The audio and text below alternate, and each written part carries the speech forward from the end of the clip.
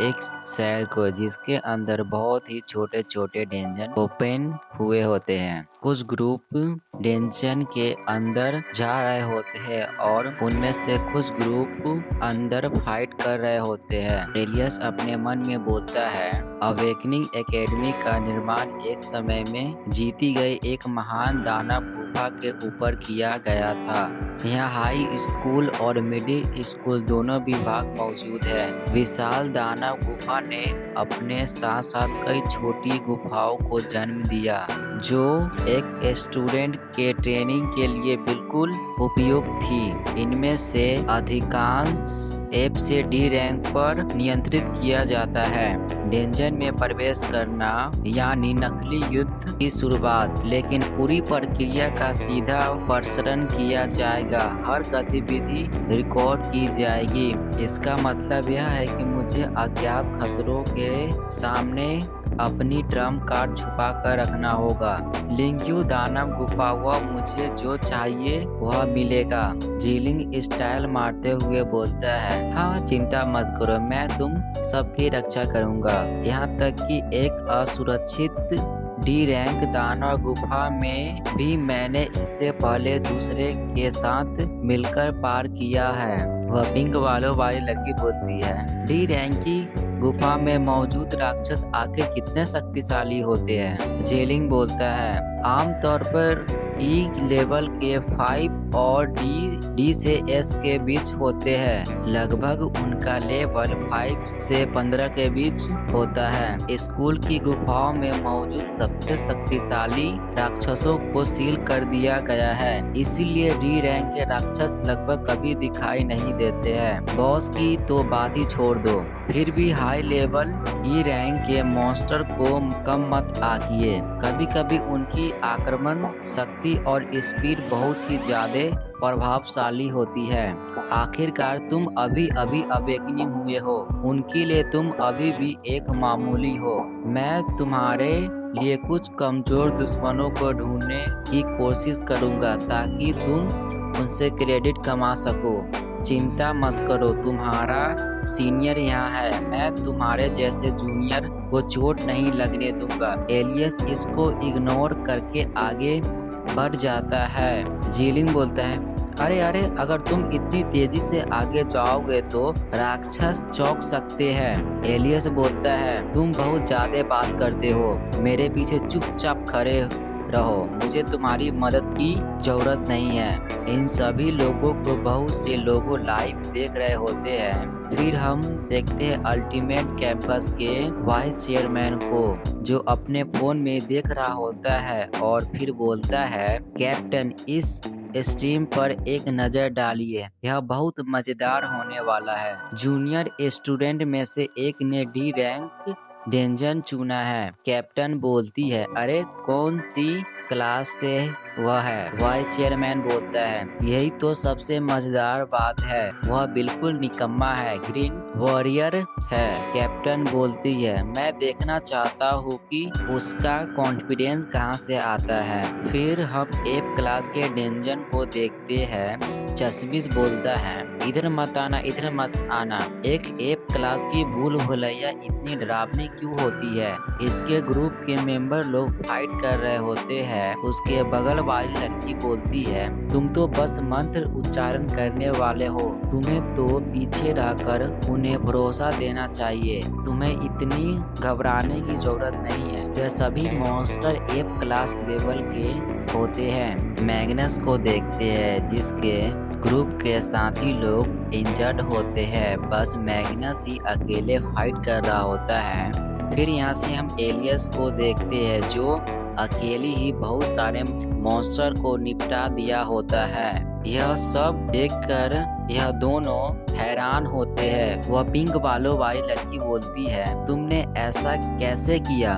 Alias बोलता है, यहाँ के सभी राक्षस सील बंद है और अपनी आधी शक्ति शक्ति का ही उपयोग कर सकते हैं, इसलिए उनसे निपटना उतना मुश्किल नहीं है। वह लड़की बोलती है, आधी ताकत के साथ भी तुम एक साथ कई दुश्मनों का सामना कर रहे हैं। ऐसा लगता है कि अभी भी मुझे तुम्हारा बराबरी करने में काफी समय लगेगा। एलियस बोलता है, खुद की तुलना दूसरों से करने की कोई जरूरत नहीं है, बस अपने आप पर ध्यान। पिंक बाल वाली लड़की बोलती है, अरे क्या तुम बेहतरीन तरीके से बात करते हो, मैं अपनी पूरी कोशिश करूंगा। जीलिंग अपने मन में बोलता है, हाँ हाँ, तुमने तो सारा लाइन मलाई ही हथिया लिया।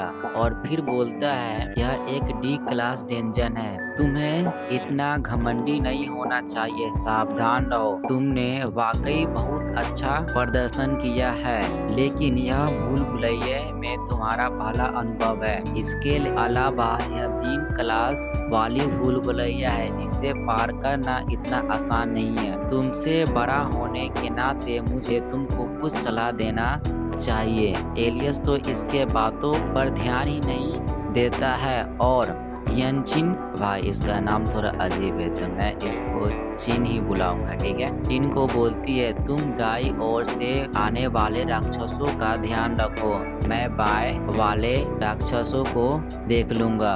जीलिंग अपने मन में बोलता है, तुमने मुझे फिर से इग्नोर कर दिया। यह बदतमीज लड़का अपने बड़ों का बिल्कुल भी सम्मान नहीं करता। एलियस बोलता है, दाई ओर के राक्षस नीचे लेवल का है, क्या तुम उनसे अकेले निपट सकती हो? यह युद्ध सिमुलेशन प्रत्येक व्यक्ति को प्रोग्रेस क्षमता का परीक्षण है, आपका मूल्यांकन करवाने ही तो आए हैं। क्या तुम अच्छे अंक प्राप्त करना नहीं चाहते? चिन बोलती है, समझ गया, मैं कर सकता हूँ। जीलिंग बोलता है, लगता है तुमने यह मुश्किल तरीका से करना पसंद है और अपना धनुष लेकर तैयार हो जाता है। हम देखते हैं बहुत सारे लोगों को जो ऑनलाइन स्ट्रीमिंग देख रहे होते हैं, सभी लोग आपस में बात कर रहे होते हैं। बहुत शानदार है, बाई ने एक क्लास के इतने सारे राक्षसों का सफाया कर दिया। उनकी रिपोर्ट में अभी भी ई क्लास लेवल लिखा है, इसलिए यह स्पष्ट नहीं है कि वे वास्तव में किस लेवल पर है, लेकिन मेरे ख्याल से वो लगभग 3-4 लेवल के आसपास ही होगा। टीचर अपने मन में सोच रहा होता है और बात यही खत्म नहीं होती। अभी भी उसने बाई ओर के राक्षसों को अपने लिए चुन लिया है। चिन को दाई ओर भेज दिया। उसने एलिमेंट्स के बीच का कनेक्शन समझ लिया और प्लांट पावर वाली चिन को बोला कि वह स्टार मॉन्स्टर को हैंडल करे। वह जानता था कि यह इंडिविजुअल एबिलिटी का टेस्ट है, फिर भी उसने सबको सबसे लॉजिकल कम दिया।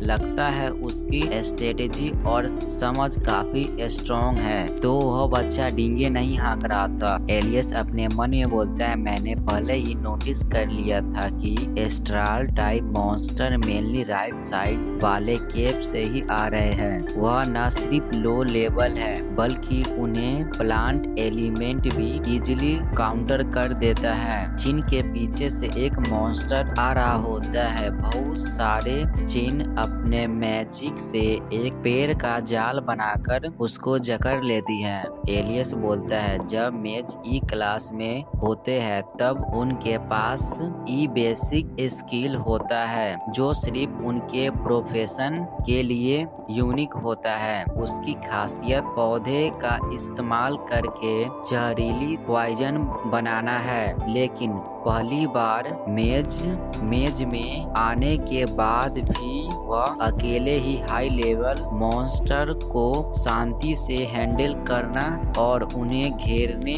के लिए दीवार का इस्तेमाल करने और क्षेत्र को सिक्योर कर उन्हें मारने के बारे में सोचना भी उसमें वाकई कुछ टैलेंट है।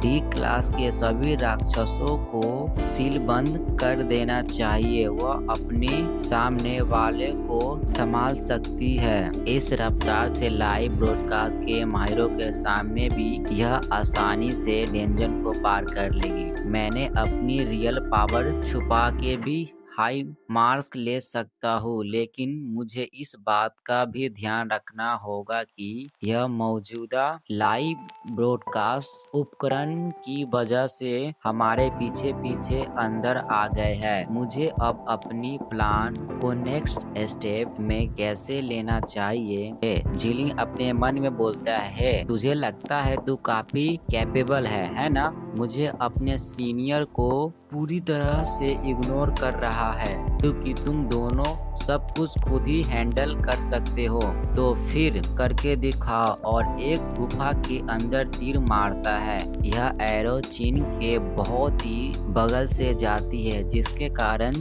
चिन घबरा जाती है। जीलिंग बोलता है, अरे मैंने तो बस तुम्हारे हेल्प करने की कोशिश की, तो तुम तो डर ही गई। गुफा के अंदर से बहुत ही खतरनाक 2 सर वाला शेर निकलता है, जो तुरंत में ही हेलो गाइस, तो कैसे हैं आप लोग? अगर वीडियो अच्छी लगी तो लाइक करना, कमेंट करना, शेयर करना। और आप लोगों ने इससे पिछले वाले वीडियो नहीं देखा है तो आप मेरे चैनल पर जाकर देख सकते हैं। फिर मिलते हैं अगले बार।